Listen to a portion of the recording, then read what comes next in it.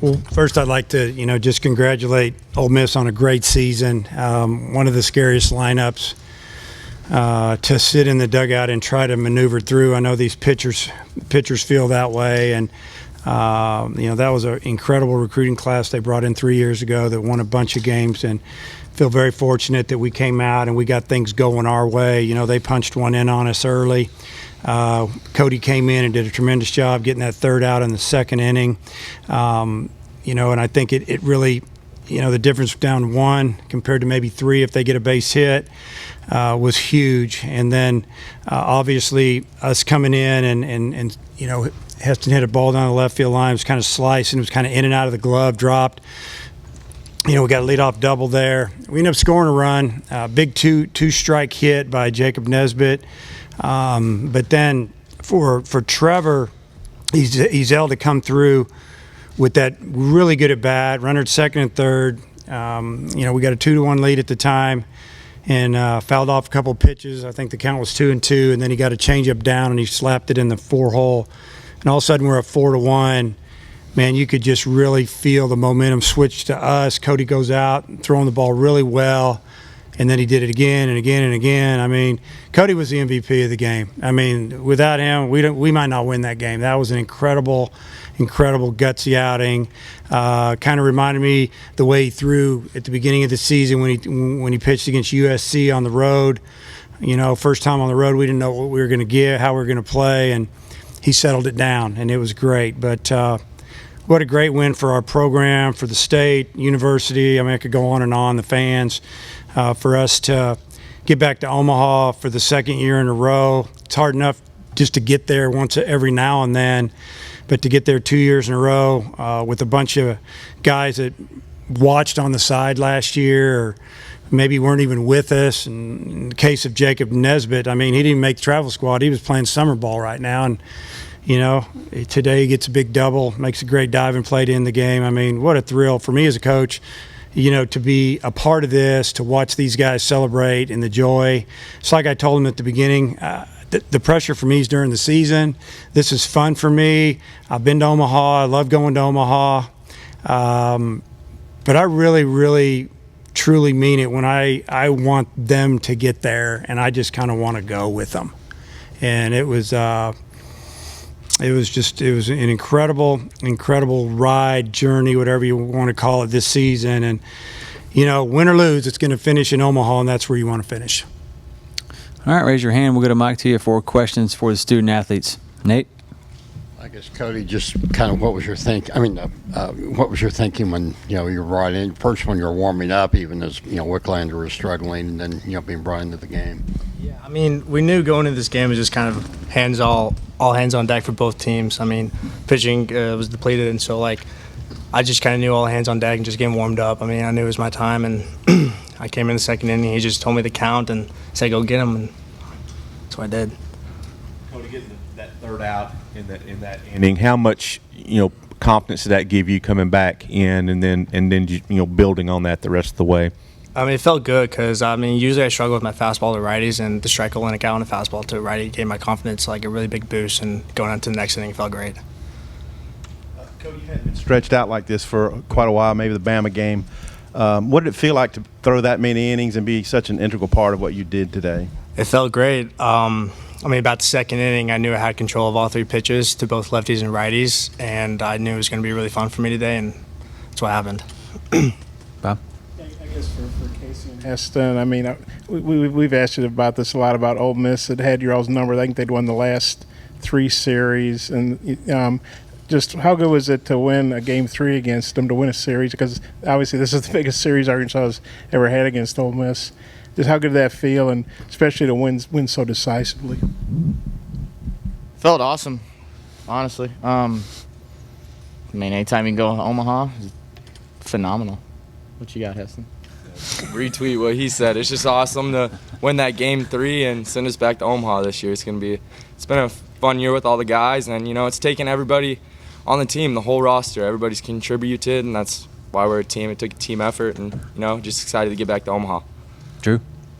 Casey, just the production from the bottom part of the order today, yourself, but also Jacob Nesbitt, and Coach mentioned that critical hit there in the second from Nesbitt. and the hitter's count he had at that point actually wasn't a hitter's count, but it was just a big hit for him. But obviously the fact you guys scored in 5 consecutive innings today as well, just kind of a two-parter on that. Yeah, absolutely. I mean, we had 2 or 3 really good 2-strike hits. Honestly, it was good to see, especially me and Nesbitt kind of getting in there and kind of keeping something going. And then you had Azell come up in that inning and just come through with the biggest hit of the game, honestly. And then, you could kind of tell that we were clicking throughout the lineup. And when we do that, we're something special because everyone's kind of contributing and it's hard to pitch to us. Nate? Casey, just kind of what was your thinking when they brought Cody in and just his effect on the game? Yeah, very confident when Cody came in. He's got really good stuff. I knew he was ready for that kind of moment, and I could tell from him just warming up that he had his stuff that day and he was going to be something special. Chip? Heston, being on the team last year and the way that you guys lost in the College World Series, how much of a motivation was that for you guys this year? Was it something that you talk about? Is it something that you don't talk about? Is it something that how did you turn the page and did you guys just kind of use that all year long as motivation? It came up from time to time. It left a little bit of a bitter taste in our mouth, but there's also guys that on the team that have contributed to get us back to Omaha. They weren't even a part of that moment, and they didn't know what it felt like. So it was kind of a little different for the guys that have been there and the guys that didn't. But at the end of the day, we're just focused on this season. We kind of turned the page over last year, and we just wanted to get back again. Matt? Seems like a lot of times at this time of the year in the Super Regional, the teams that have been through this before are the teams that win. I wonder, all 3 of you were on the team last year. How much going through this same scenario last year, Game 3 of a Super Regional against South Carolina, do you think helped you for the game today?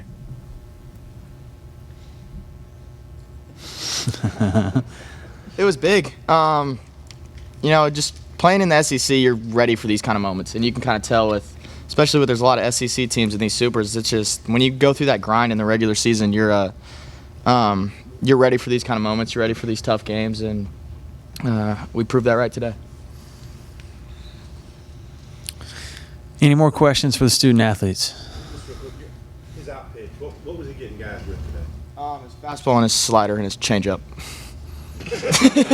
All 3 of his pitches. Good stuff.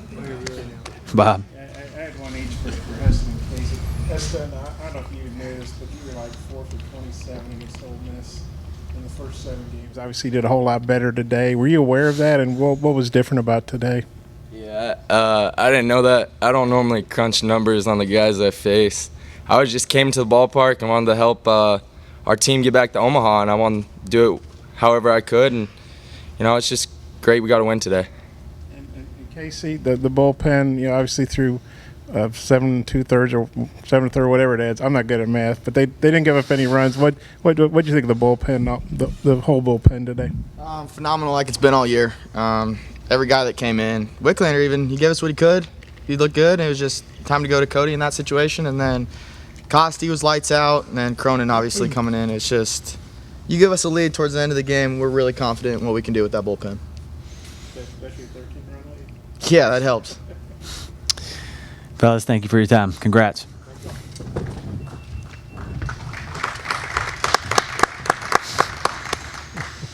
All right, same thing for Coach Van Horn. Raise your hand, and we'll get a mic to you. Nate? Dave, just what was the hunch on going with Scroggins at the time, and would you, if it was a regular season game, do you stick with Wicklander, longer than you did? Well, depending on what, obviously the situation of the game, if it's early in the season, we'd have stuck with him, obviously. But, just as offensive as Ole Miss is, we just didn't want this thing to get crazy. They got all those big hitters. The wind's blowing out to right. They got a left-handed hitter, left-handed power. We just felt like we were going to have to score some runs today. And, we had 4 or 5 guys circled on the lineup card that we were going to go to, and Cody was the guy that we were going to go to first for longer relief. Obviously I was hoping that we'd get 3 to 4 innings out of Wicklander, but we got 4 outs. 5 outs, and it's just you don't want to do it, but when I took the ball from him, I said get ready for next weekend. That's what I told him. I didn't want to. I know he's already bummed out, just give him a little bit of hope, and hopefully he'll get to pitch. Dave, a guy you recruited as a middle infielder, Yep. converted to pitcher. In your long career, how many success stories like that have you had? He's the best one. I saw Cody pitch in high school. Saw him play short one game, pitch a little bit in the next, and signed him number one as a position player. Real athletic. He's a really good football player.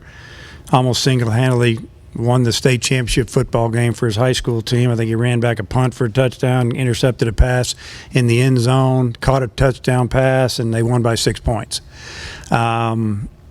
Just like the athleticism, the conversation we had one day when we were doing some infield drills is I just loved his arm. He could really throw, and we talked about it, and he wasn't getting to play. And I said, I saw you pitch in high school. I think you might be able to help us on the mound a little bit, and brought up a couple examples of some pitchers in the big leagues that are his size and that were athletes, played shortstop, kind of excited him a little bit. He threw a bullpen that evening. After practice, he threw 20 pitches. He threw 18 strikes. And we were like, wow. And kind of went from there, became a pitcher. Obviously, the next year, at the beginning of the year, he pops his elbow, and he was looking good. So here we go, rehab a year, and now it's another year. And if he stays healthy, he may pitch for a long time because he's got really good stuff. But that's a good story. Matt? Dave, what was the feeling around the clubhouse as you were leading up to the game today? Could you sense that they were going to play as loose as they did?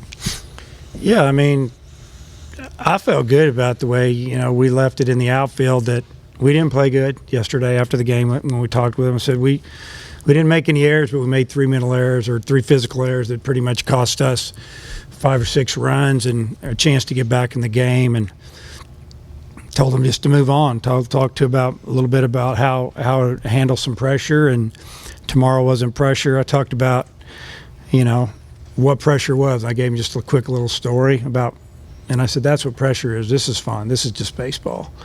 And tomorrow's our day. We're going to be fine, and go do what you do. We'll see you tomorrow. And I felt like today, running around the clubhouse, like somebody brought 4 dozen monster boxes of donuts were in there. I don't know who brought them. I didn't. We already had breakfast, and they were just loose, I feel like that they felt like that we were going to win, and they'd been here before, and no reason to get all uptight. And, it's kind of one of those years where, last year was a lot of expectation. This year, not so much. Maybe more in the locker room than anywhere else. And, they handled it really well. Chip? Coach, I've been working with Bob. He's been telling me how to handle a press conference, so this is so many questions for me. But okay. 4 teams from the SEC, 3 from the West in the College World Series. What does this say about the SEC as a whole? Well, it's the same every year. It's a great league. A lot of kids want to play in this league. A lot of kids that, will turn down money from professional baseball to come play in this league, and it gets you ready for the next step. And there's kids that turn down money and come to this league and they don't have success because it will eat you up. And it was really deep. The West was really deep this year, and the East was pretty deep as well. It was an older league, in my opinion, for the most part. Physical league. And the starting pitching in the league was incredible. We got a guy that's 12-1. He can't even make second team, first team in our league. So I won't go on that anymore. But it's just a great league, and it does prepare you, as the player said, for postseason. Tom? Cody hadn't pitched more than 4+ in, I think, Bama game, so it's been a while. Did you feel like he had a lot in him, and his arm's still really lively? And could you anticipate a performance like this? He'd been having a little bit of soreness. His soreness was sticking around a little longer, and it's not on the elbow or the shoulder; it was in the bicep. It's just kind of the way it was. He never really could get it right, and he felt really good. They'd been building up his bullpens, throwing more pitches in his bullpens where we felt like we could get maybe 70 pitches out of him, what we got today. We scored 5 runs in that inning. We were going to let him go out and maybe try to get an out or 2. But then when we scored 5, Coach Hobbs and I just said, let's go with Jacob and get Cody ready for the next game. Eric? Coach Van Horn, you remember a super regional with 3 blowout games like this? No, never have. Usually it's nail biters and a little more drama. For game 1, we played almost a perfect game. Hit, pitched, fielded everything. Game 2, we couldn't get out of our own way, didn't do anything right, and then today we played pretty flawless. I mean, even the double play with the pitcher cover and first base makes a nice play in the hole. I mean, we end the game with a diving play down the third base line. He didn't have to dive. The guy wanted it. I mean, it was just a great play, and we played almost a perfect game today. Eric? Coach, how important was it for you to get the bottom of your lineup going today? It's always important for the bottom to contribute somehow, some way, because the bottom is not powerful. It's more of a manufacturer type part of the offense. Just it's what we are this year with what we have, our personnel, and for them to come up with some big hits and drive-in runs down there, score runs. Even Franklin, who's he's not in a good way at the plate, obviously. For him to walk, steal a bag, and end up scoring a run, that was even that helped. So the other guys they're just a mistake or two away from us hitting it in the gap or hitting it out of the park a little more often in the top of the order. But when the bottom of the order is scoring runs and driving in runs, that's a good thing. Matt? When you get to Omaha, you're going to play Florida State, and Mike Martin's a big story right now. You've faced him before. What are your thoughts on him and facing his team again? Well, my thoughts on him are he's just he's a great coach. He's a role model for student athletes. His players love him. I mean, no one will ever match what he's done. Coaches aren't going to get to coach this long at one place anymore.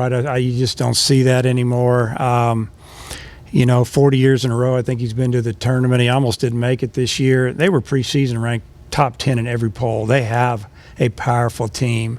Just didn't go good. It's a funny thing about this game. Injuries, guys in slumps, mental things, just little things. But he's a